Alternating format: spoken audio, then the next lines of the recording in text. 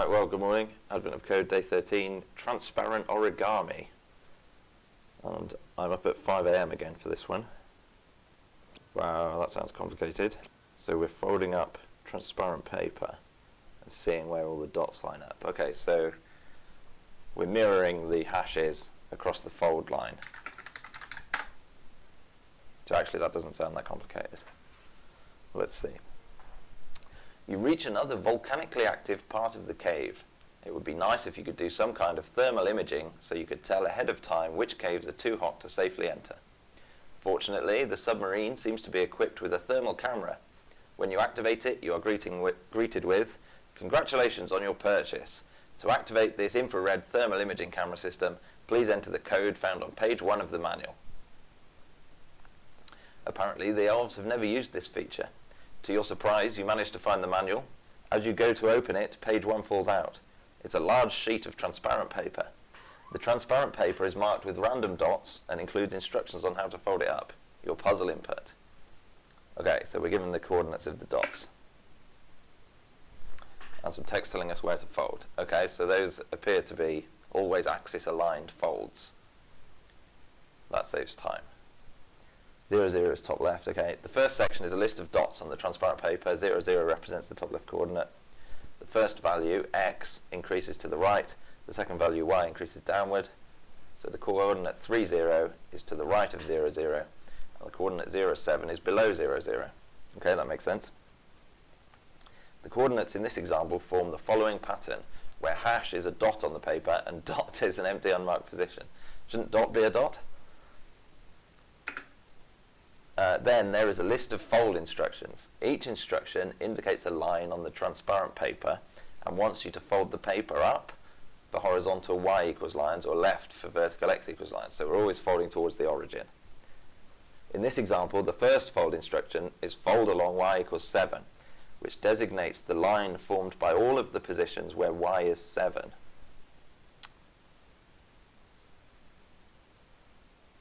So just trying to understand if we lose a line of the grid. So if you've got 3 lines and you fold along y equals 1, what happens to the middle line?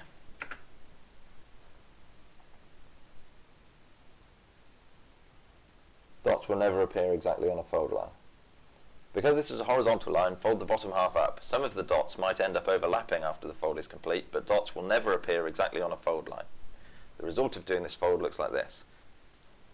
So, okay, now only 17 dots are visible. Notice, for example, the 2 dots in the bottom left corner before the transparent paper is folded. After the fold is complete, those dots appear in the top left corner. Yep, fine, no problem. Because the paper is transparent, the dot just below them in the result at 0, 3 remains visible as it can be seen through the transparent paper. Also notice that some dots can end up overlapping. Haven't we already covered that case? In this case, the dots merge together and become a single dot.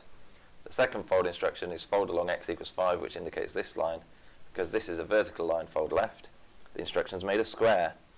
The transparent paper is... Oh, okay, so if it's... I wonder if it's going to turn into like a grid that draws images, draws numbers with a 7-segment display. The transparent paper is pretty big, so for now, focus on just completing the first fold. After the first fold in the example above, 17 dots are visible. Dots that end up overlapping after the fold is completed count as a single dot. How many dots are visible after completing just the first fold instruction on your transparent paper? Okay. Since we only need to care about dots, I don't think we actually need to form the grid in memory at any point. We can just keep the list of dots and update their coordinates every time we fold. So let's get the input.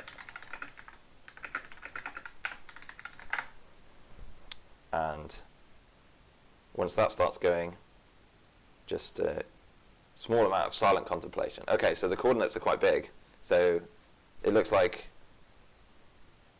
some of them are over 1,000, so 1,000 by 1,000 grid definitely won't fit in memory. So it's a good job we don't need it. Right, silent contemplation. That's quite a lot of dots, isn't it? Okay, it's not that many dots. It's less than 1,000.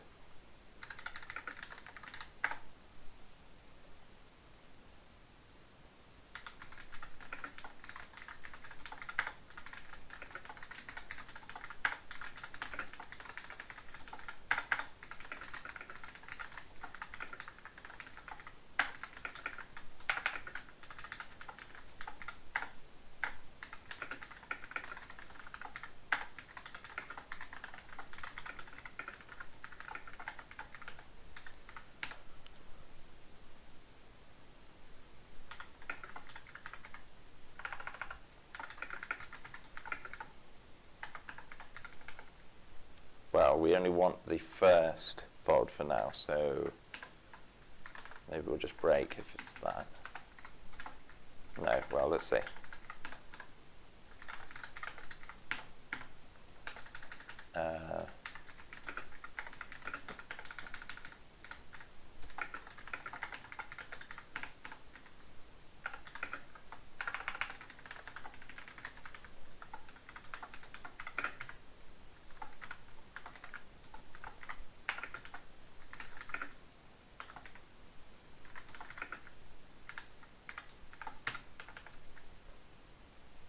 So we scanf xy there, and what we'll do is zero push dots, const xy. Const is just malloc 2, set the first one to x, set the second one to y. So that reads all our dots in. If it's an f, then fold along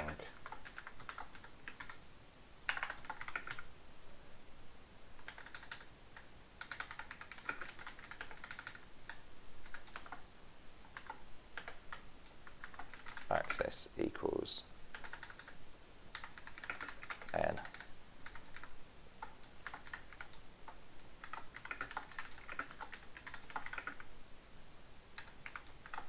So that should be scanf of L.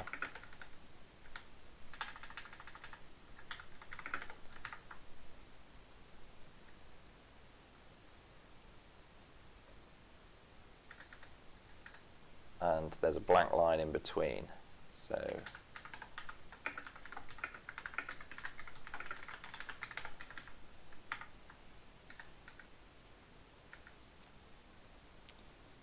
if we're asked to fold, if c equals x,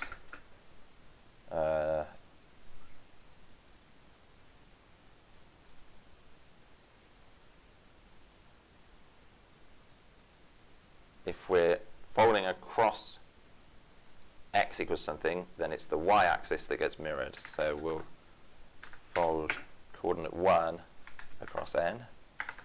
Otherwise, we'll fold coordinate 0 across n. And then print the number of dots. So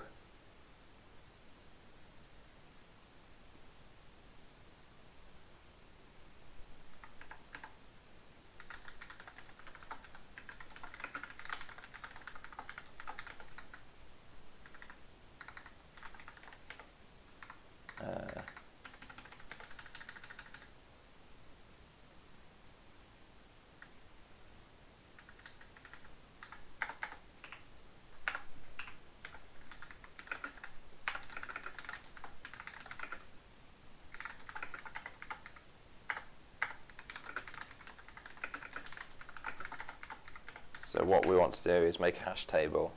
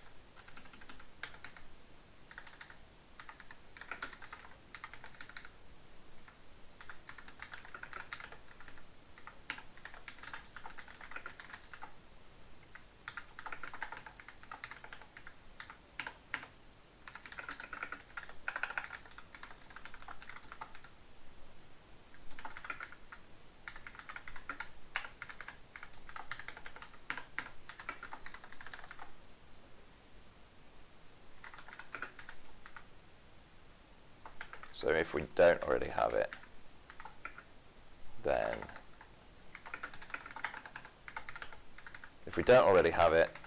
it's a new dot, and we put it in the table. If we do already have it, then let's free the string. Having done that, we can free every string in the table. Free the table, return number of dots. So that will count the number of unique coordinates. Now to fold across a coordinate, we want to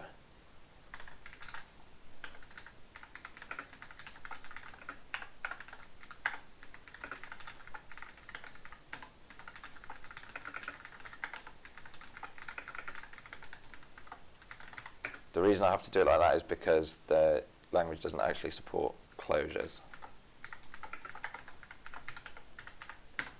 So if p coord is less than if it's less than pos, then it doesn't fold. If it's greater than pos, then it's pos minus p coord. Wow, and that's all we need.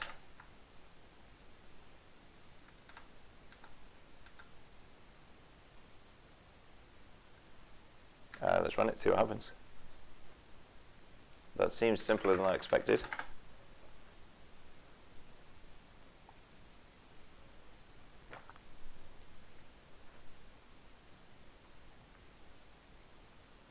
Oh, I tried to use it as if it was a closure, didn't I? Yeah.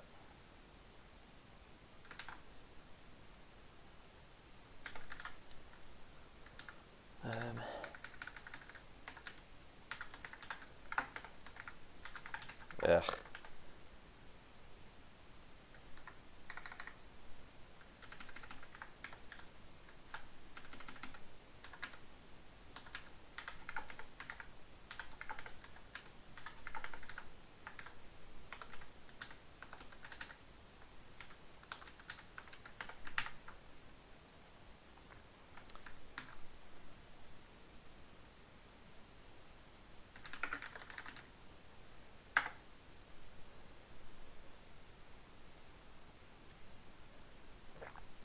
So my guess is that part 2 will be do all of the folds and then tell us what the number displayed is, which I think will be 7 segment displays.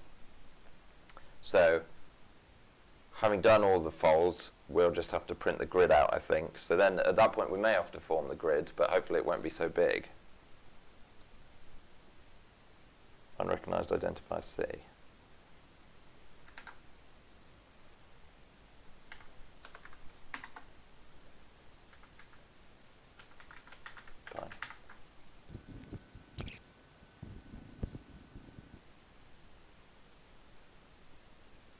Oh no, that's not good.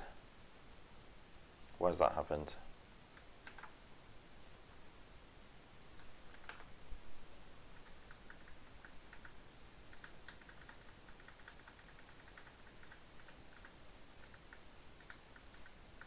Well, we can do the thing yesterday where we make the key shorter.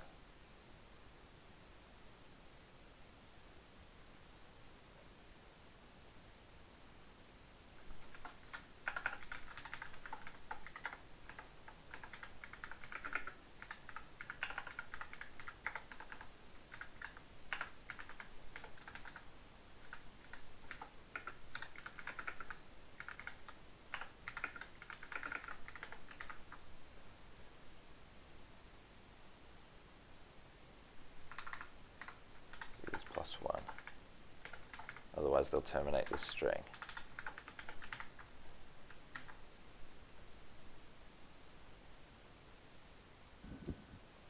Oh, actually, maybe a neater way to do that would be to do sprintf %c%c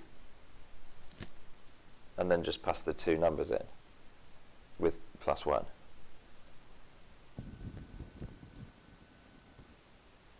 I'm surprised how long it's taking. I wonder if I've made a bug where it accidentally adds way more dots than there really are.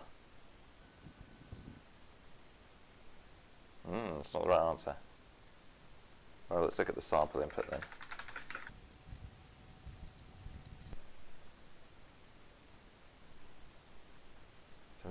Is what it said it was, wasn't it?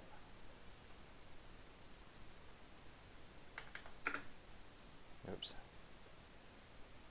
Now only 17 dots are visible. Okay, what could be wrong here then?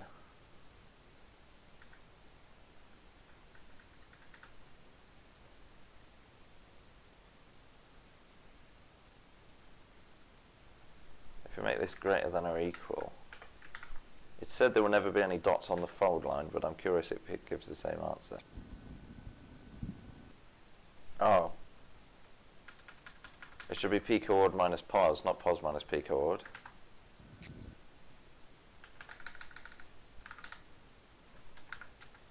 So yeah.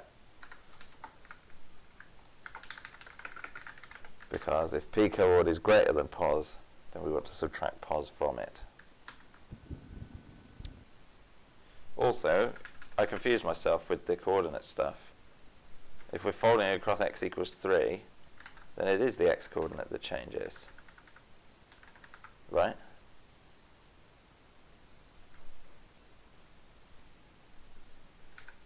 The line x equals 3 is parallel to the y-axis, so the y coordinates stay the same.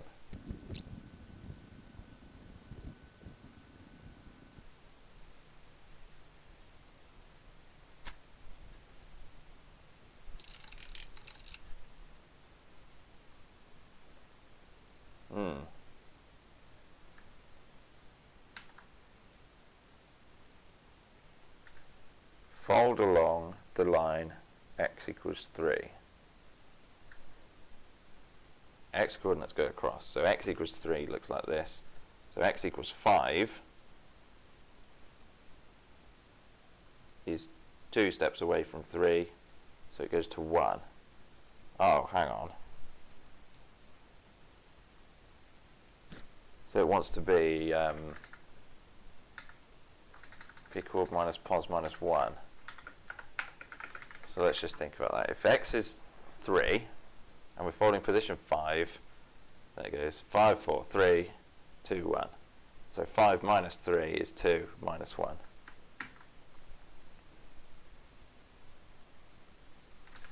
This feels like the kind of thing I should have figured out in silent contemplation.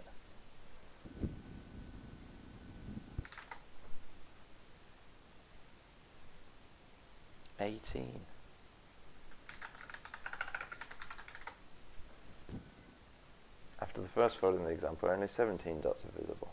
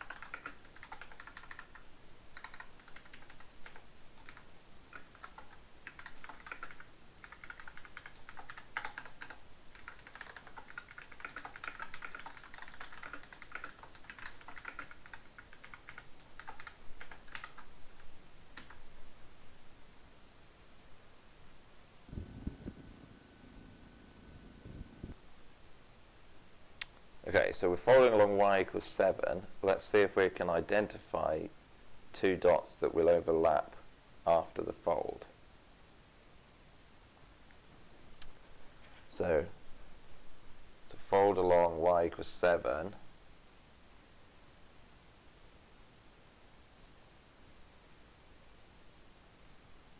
oh, hang on. Maybe I was right the first time. It's not subtract 1 at all, because the origin is 0. If we're folding along x equals 3,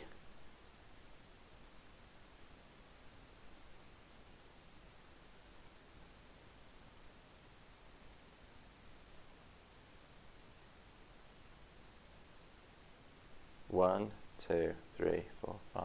Yeah, 5 goes to 1, regardless of where the origin is.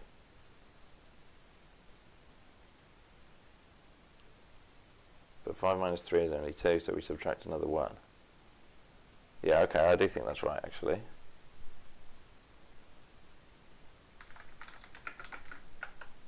So which of these points?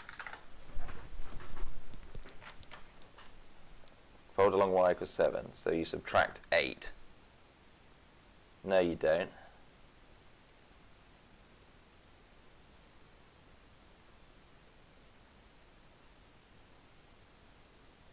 Oh, okay, so I've just got this totally wrong.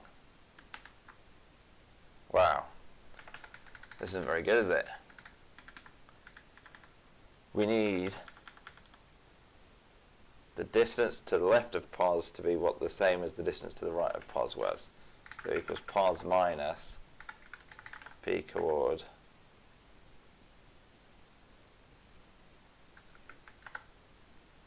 is it this?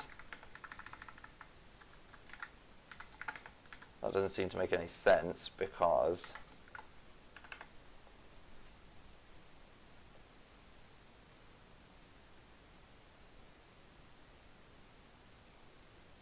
oh yeah, maybe that is right.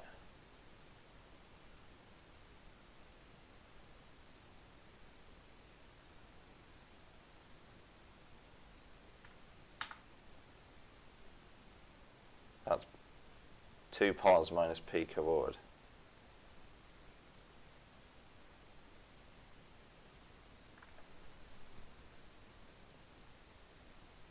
Well, that works for the x equals 3 case, as far as I can tell. Oh, put a typo in there. I need an underscore in front of that C.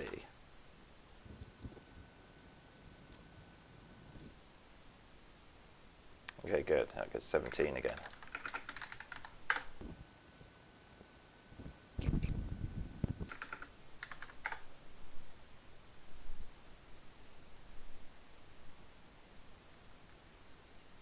Good. Wow, that wasn't very good, was it?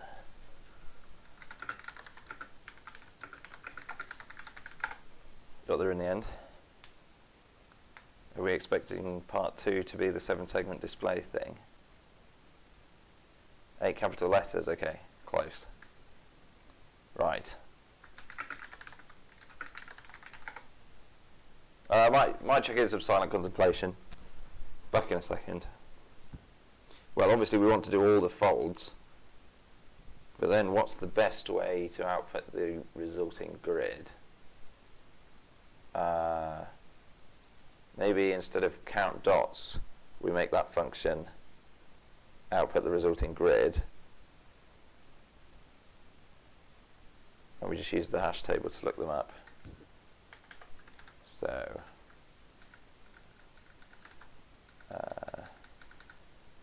don't do that, don't do that, don't do that, don't do that. Once this is done, we want to print the grid, and the way we do that is by building the hash table, and then instead of this, so we don't want n dots,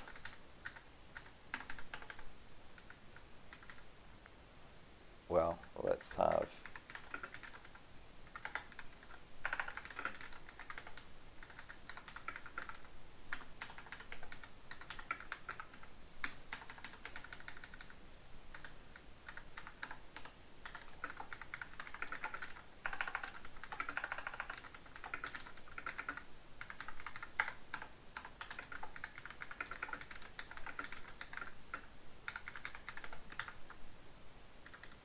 so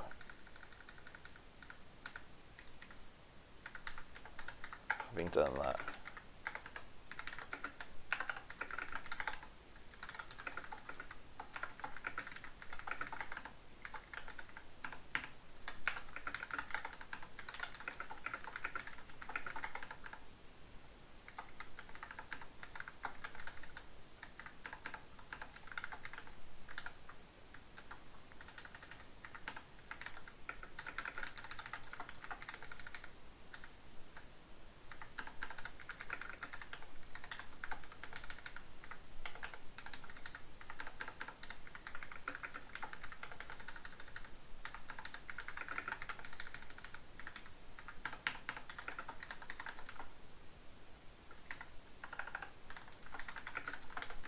you do it, hdget.k.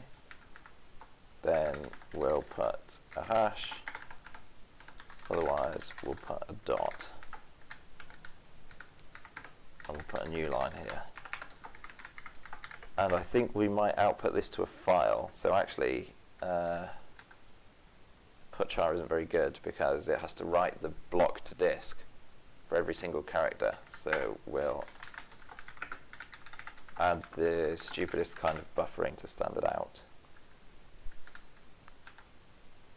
and then see what that does. I call that buffering the stupidest kind because we still have a system call overhead for every character of output.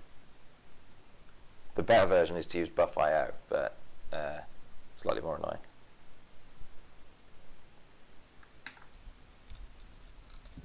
The reason I want to output it to a file is because I think it might be too big to look at, and once we've spent the couple of minutes calculating it,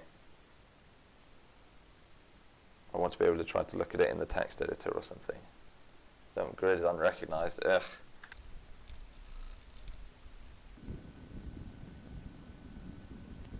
So the sample gave us a square, didn't it? That's not good. Does it still think... Oh. Yeah, I should start max x out at 0, not at 7fff.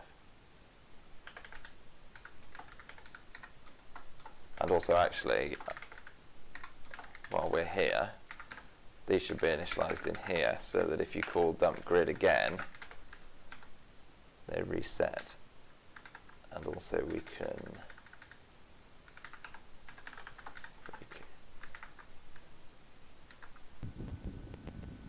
Other than that, it looked promising because it had a solid line of hashes. That should be less than or equal to max x.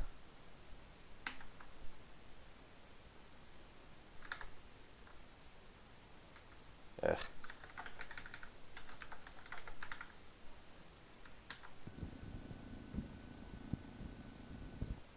Good. It would be nice if the problem was crafted so that the output is always small enough to fit in 80 by 25, wouldn't it? Maybe it will be.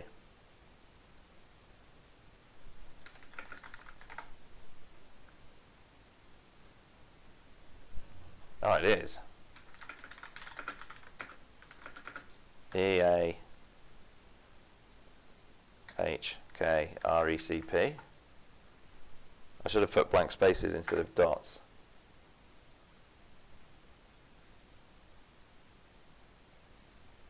Yay, there we go. Quite a fun problem today. I didn't do a superb job of it. Just lots of little things I got wrong. So, yeah, that's all. And in part 1,